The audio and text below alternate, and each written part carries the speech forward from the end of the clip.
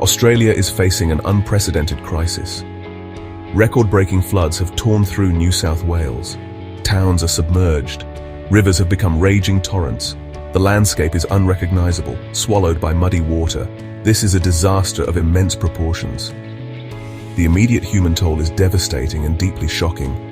Many lives have been irrevocably altered by this furious onslaught of nature. The full extent of the damage is still unfolding, minute by painful minute. The cruel waters have already claimed precious lives. 3 people are confirmed dead in these NSW floods. A 60-year-old woman was tragically found. Her body was discovered in Brooklana, a community west of Coffs Harbour. Another victim, a man in his 30s, was also found deceased. His life was cut short near the small town of Rosewood. Each loss is a profound tragedy. Families are left grieving. Communities are in mourning for those they have lost to the relentless floodwaters. The list of the lost continues to grow. David Knowles, a 63-year-old man, was also found dead. He was discovered at his home on North Moto Road, in Moto. His name adds to the sorrow. Meanwhile, the search for the missing is fraught with anxiety. One person remains unaccounted for near Nimboida. They did not return home near a flooded road. Earlier reports even mentioned 2 missing individuals.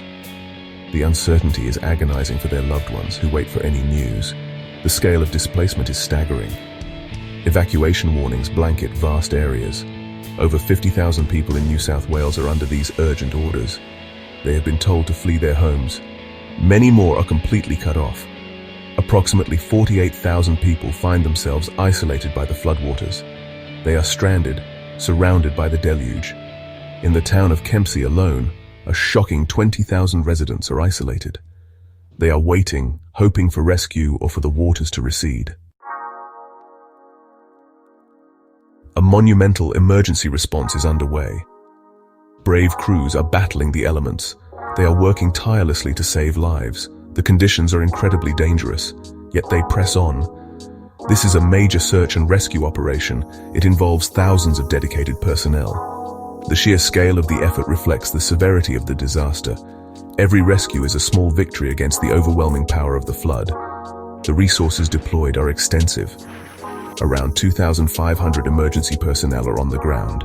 This includes 2,200 heroic NSW State Emergency Service volunteers. They are the backbone of this response. A fleet of 500 rescue boats navigates the treacherous waters. 9 helicopters, including some from the Navy, patrol from above. Drones are also being used. They provide vital surveillance to locate those in peril. Every piece of equipment is crucial in this fight. Incredible rescues offer glimmers of hope. The NSW SES has performed over 600 flood rescues. They have responded to more than 4,600 calls for assistance. These numbers climb constantly. In one daring operation, 22 people were airlifted by helicopter. 18 were plucked from flooded homes and roads.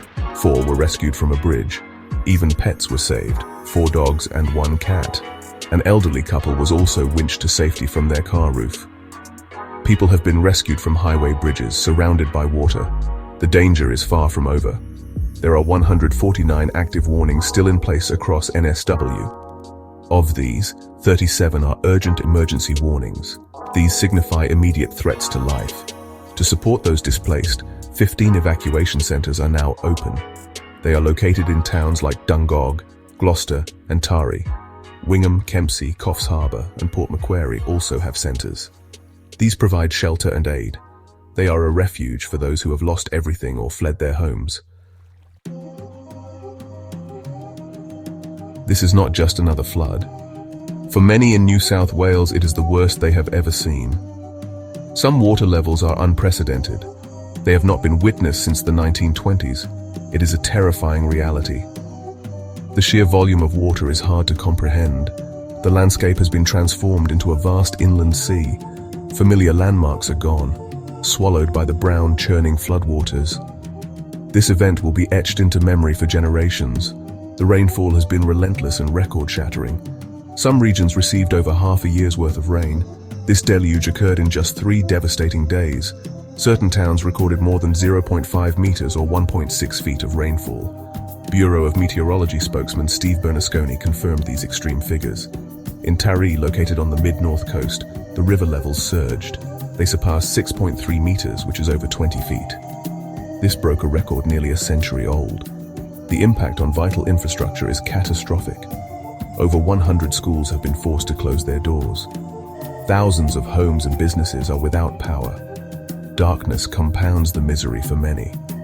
Nearly 10,000 homes on the mid-north coast are at risk of flooding. Telecommunication services have also been severely disrupted. This makes communication difficult and adds to the isolation. Roads are impassable.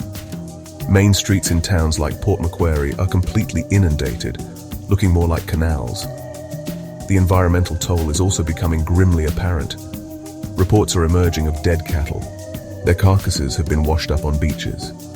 This is a heartbreaking sight. It underscores the widespread devastation caused by the floods. The force of the water has carried away livestock. Farmers face not only property damage, but also significant stock losses. The natural environment, too, will bear the scars of this extreme weather event for a long time to come. The recovery will be a long and arduous process. The New South Wales government has officially declared the floods a natural disaster. This declaration is crucial. It allows access to more resources. It helps to streamline aid and support efforts. The Commonwealth Government has also stepped in. They have activated the Disaster Recovery Allowance. This will provide financial assistance to affected council areas. These actions are vital first steps, but the road to recovery will be incredibly long and challenging for so many. High-level officials have acknowledged the gravity of the situation. NSW Premier Chris Minns described the flooding as unprecedented. He warned, "We're far from out of the woods." He also stated, "We are bracing for more bad news." The Premier added, "This natural disaster has been terrible for this community." Australian Prime Minister Anthony Albanese expressed his condolences. He pledged full federal support for the recovery efforts. The messages are somber, reflecting the disaster's scale. NSW Minister for Emergency Services Jihad Deeb spoke of the record rainfall. He remarked, "These aren't the records that you want to break." He acknowledged the overwhelming scale of this disaster. Federal Emergency Management Minister Christy McBain made an important connection. She linked the increased frequency and severity of such extreme weather events to climate change. The Bureau of Meteorology attributed the intense rainfall to abnormally warm ocean temperatures. These conditions lead to more moisture in the atmosphere. A slow-moving low-pressure system triggered the deluge. The voices of those affected paint a vivid picture of despair. Jeremy Thornton, a business owner in Taree, called the flood gut-wrenching.